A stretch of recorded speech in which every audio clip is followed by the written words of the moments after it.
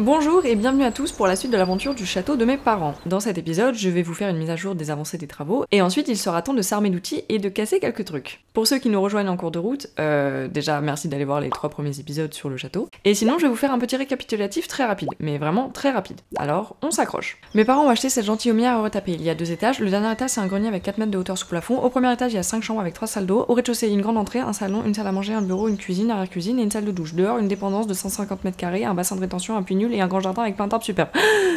Ouais, allez voir les autres vidéos. Je vais commencer par faire un point sur les radiateurs, parce qu'avec l'hiver qui arrive, la priorité a été d'avoir un système de chauffage qui fonctionne. Des radiateurs, il y en a plusieurs sortes. Électrique vieux, électrique plus récent, et 2 sortes de radiateurs à eau reliés à la chaudière. Du coup, il est temps d'harmoniser tout ça, surtout que certains d'entre eux ne fonctionnent plus. Dans ma chambre par exemple, ce gros et vieux radiateur a été retiré, remplacé par un plus jeune et en meilleur état. Ça se passe toujours comme ça, c'est une triste réalité. Et en retirant le radiateur, mes parents se sont dit qu'ils allaient commencer à enlever le papier peint. Du coup, maintenant ma chambre ressemble à ça.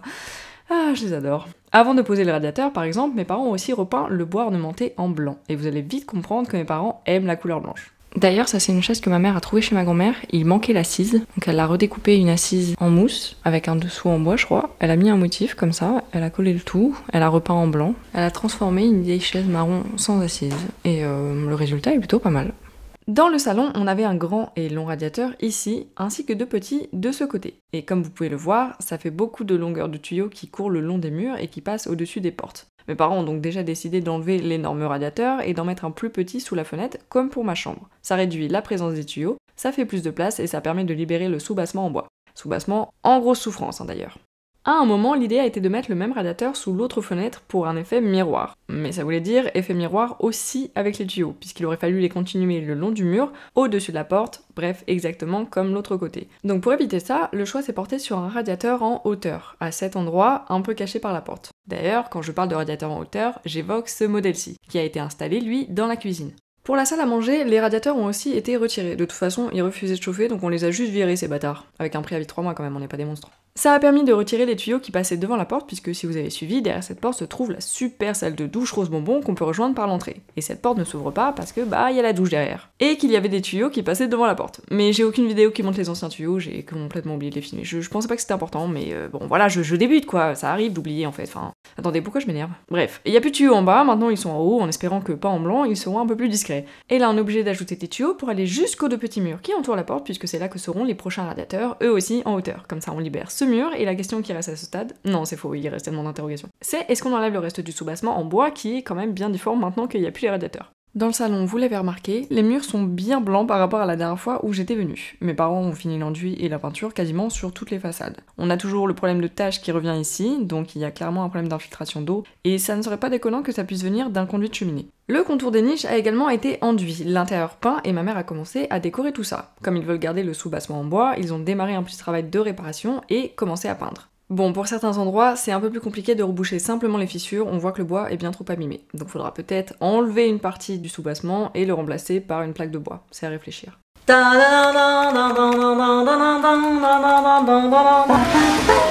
Il est temps de s'attaquer sérieusement au chantier de la nouvelle salle de douche qui remplacera l'arrière-cuisine. Pour rappel, la salle de douche actuelle va disparaître. Pas pour me déplaire, parce que je vous l'ai jamais dit, mais on est quand même sur un receveur de douche de 67 cm par 67 cm, avec un système chaud-froid là, non mais on est où? Donc la nouvelle salle de douche du rez-de-chaussée sera à la place de l'arrière-cuisine, qu'on avait commencé à démembrer et qui est actuellement dans cet état. Donc pour mettre en place une nouvelle salle de douche toute neuve et moderne avec un receveur de douche plus grand que le minimum vital, il faut continuer à détruire. Et pour l'instant, détruire, c'est un peu mon deuxième prénom, donc c'est moi qui vais m'y coller. Et pour enlever du carreau, on va s'armer du marteau burinaire de la marque Ryobi, qui est un marteau électrique. Hein maman? Alors attends, comment ça fonctionne? Mais déjà, il n'y a pas de batterie.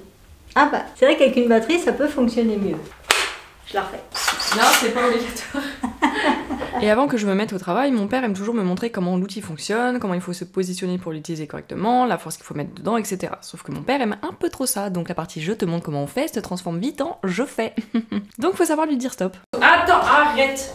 C'est mon travail, tu arrêtes. Après ça, je m'équipe de lunettes de protection, très important, surtout après m'être pris des éclats de crédence en filmant mon père. Grâce au burinaire électrique, je vais pouvoir casser de la crédence collée sur de la crédence sans trop de difficultés. Et ensuite, roule ma poule, hein. Je tâtonne, je prends la main, mais je m'en sors bien parce que je suis hyper douée pour détruire. Mon père passe quand même quelques temps après pour voir comment je m'en sors. Et en vrai, casser du carrelage, ça me défoule, ça me donne chaud et je vois rapidement rien avec mes lunettes, mais j'apprécie l'activité. Et puis quelques minutes après, sans surprise, mon père est revenu à la charge. J'ai essayé de me défendre, mais je savais déjà où on allait, donc je l'ai laissé me montrer comment casser du carrelage. Encore. En vrai, ça me fait rire. J'ai même poussé la blague en allant chercher une tasse vide et en faisant genre je buvais mon thé ou mon café ou peu importe ce qu'il aurait pu y avoir dedans à côté de mon père. Mais comme le message n'est pas passé, je suis revenue avec mon téléphone et j'ai scroll de gauche à droite, swipe de haut en bas et pianoté sur la blogosphère, enfin les trucs de jeunes quoi. Et puis à un moment, comme un enfant capricieux, je suis venue réclamer mon jouet. Mais comme je suis une adulte, j'ai fait ça de manière subtile. En fait, tu t'ennuies trop là-haut, c'est pour ça que tu viens me voir. Non, c'est que moi j'ai terminé, mais je pourrais faire de l'enduit. Hein. Bah ouais, par exemple. Tu veux que j'aille faire de l'enduit? Ah non? Je peux retrouver mon travail? Bah tiens, vas-y. Merci, père. Du coup, il s'est proposé de balayer pendant que je reprends ma tâche de destruction. Comme ça, on casse les codes, ça me va très bien. Mais bon, le plaisir aurait été de courte durée, et les habitudes reviennent au galop, comme on dit. Je t'aime, père. Mais à un moment, qu'est-ce qu'on se dit? J'ai le droit de... J'ai le droit? C'est une bonne question, ça. J'ai le droit ou pas? Mon père, il aime trop faire des travaux, du coup, il me vole toujours la vedette. Je lui laisse faire, s'il veut travailler à ma place. Oh.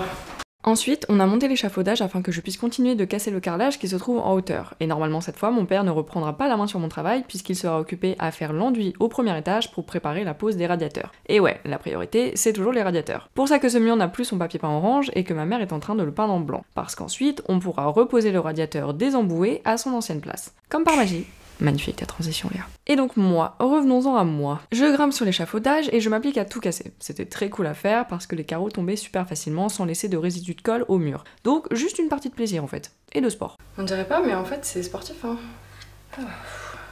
En parlant de sport, on va aller faire un tour dans le jardin parce qu'on a un problème feuillu. Pour ce problème, je suis allée chercher la brouette dans la dépendance, en vue de déplacer les cadavres. Dans la dernière vidéo, j'avais montré cet endroit que les élagueurs venaient de ratiboiser, en vous disant de bien retenir le fait que ces parties du jardin étaient vides. Et voilà pourquoi. Donc apparemment, quand on coupe la tête d'un acacia, il lui en repousse deux. Une hydre, l'acaciide, non ça marche pas. En fait, faut les arracher avec leurs racines si on ne veut pas les voir revenir. Pour ça, j'ai mis des gants, parce que malgré le fait que je trouve que l'acacia a de très belles feuilles rondes, il a surtout d'énormes pics. Donc voilà, j'y mets toute ma force pour les arracher à la terre, et c'est reparti pour une séance de sport. Mais ça ne suffit pas, donc j'ai ramené un outil dont je n'ai même pas cherché à retenir le nom vu la relation éphémère que nous avons eue. Le bout du milieu il s'est cassé. Morale de l'histoire, on n'est jamais mieux servi que par soi-même. Morale alternative, j'utilise peut-être mal l'outil. Morale de déni, les acacias sont plus forts. Et à force de tirer, j'ai fini par enlever quelques spécimens. Mais quand je vois la taille des racines et le nombre d'acacias, je comprends que ça va être très long. Ça va être plus compliqué que estimé. En fait, ça a des grosses racines. Mais genre des grosses racines déjà. Alors que c'est ridicule. Ils sont ridicules. S'il y en a bien un seul qui s'amuse à ce moment-là, c'est mon chien. Il a juste réussi à me voler un gant et il me nargue avec. Il parade même, là c'est un défilé qu'il me fait. Mais faut faire comme avec les enfants, montrer que tu t'en fous et au bout d'un moment, il se lasse et laisse tomber son jouet. Ou il le met en morceaux, mais pas aujourd'hui. Bon, je retourne à mon ouvrage et en vrai j'avance pas des masses. À un moment je suis carrément passée à la pioche. Je me suis cru dans Minecraft mais dans une version pas du tout intéressante. Genre le biome prairie, on s'emmerde. Surtout qu'il y a une bâche sur toute cette partie de terrain pour justement empêcher la pousse. Mais bon, les acacias sont au-dessus de ça apparemment. Et j'ai fini par la voir cette racine, qui ressemble à s'y méprendre à une mandragore. Belle bête hein. Mais c'est un peu un travail de fourmi ce meurtre d'acacia donc on y reviendra peut-être plus tard. Ma caméra est clairement en train de me lâcher. C'est un signe pour dire stop, c'est l'heure de l'apéro.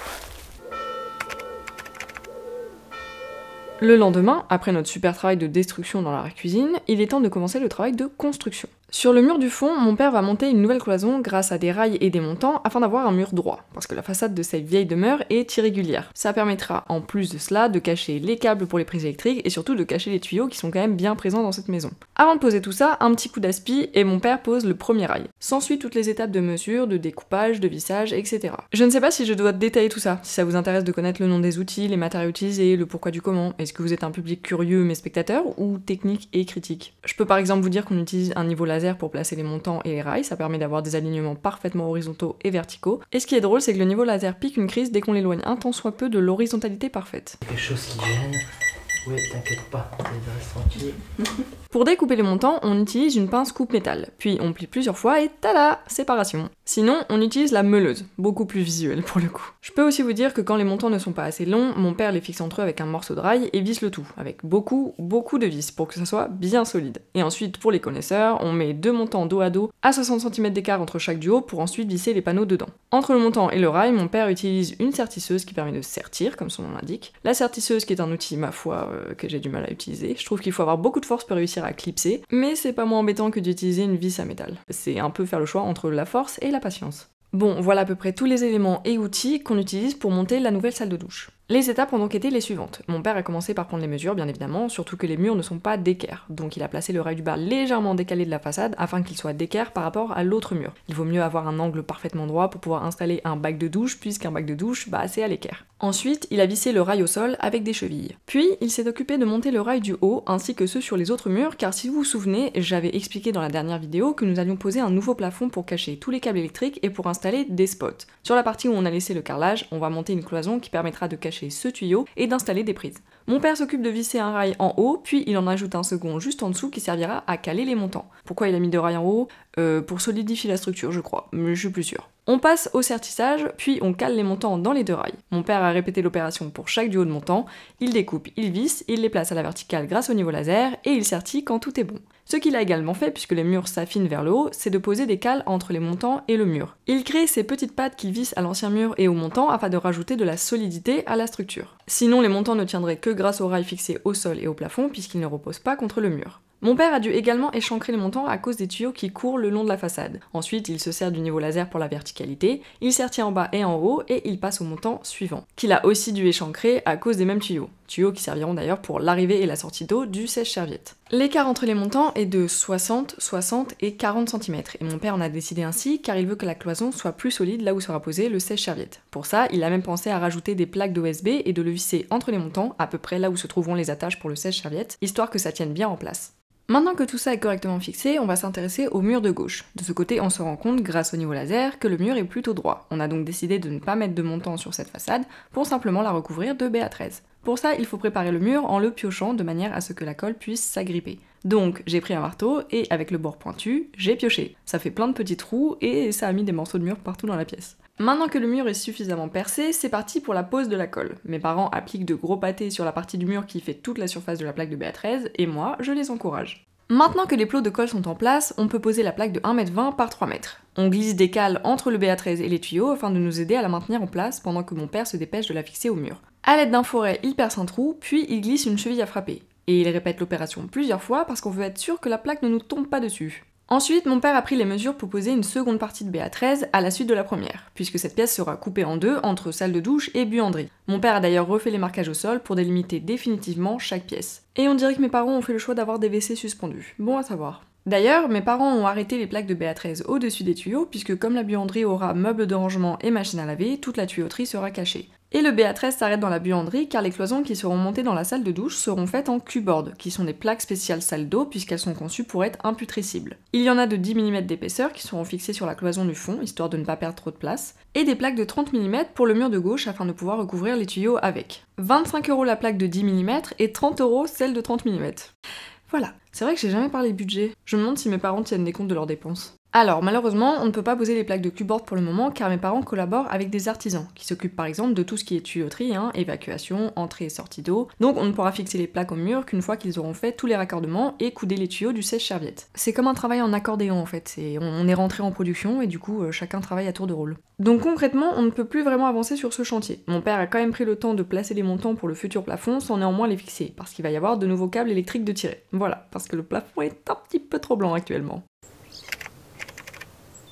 Pour le dernier jour, on a décidé de souffler un peu et de profiter du beau temps. Pour ça, ma mère nous a donné comme mission d'harmoniser les plantes grasses qui font un sitting au fond du jardin. Donc apparemment ces petites diableries sont des yuccas. Et autant pour en avoir deux, j'adore les yuccas, autant ce spécimen à râler pâquerette là, il nous a bien fait saigner, littéralement je veux dire. L'idée a été de placer de l'anti-réseau, d'ailleurs pas facile, on a fait comme on pouvait, en glissant les plantes dedans grâce à la technique du chouchou, voilà. Et on a recouvert le tout avec du gravier gris trouvé un peu plus haut sur la propriété. Ensuite, petit entourage avec des pierres et des briques qui sommellaient dans la dépendance, et voilà, un petit air de sud ou quoi là. Et franchement, on a fait avec ce qu'on avait sous la main et je trouve que le résultat rend très bien. Un bon petit travail de dernier jour à la campagne.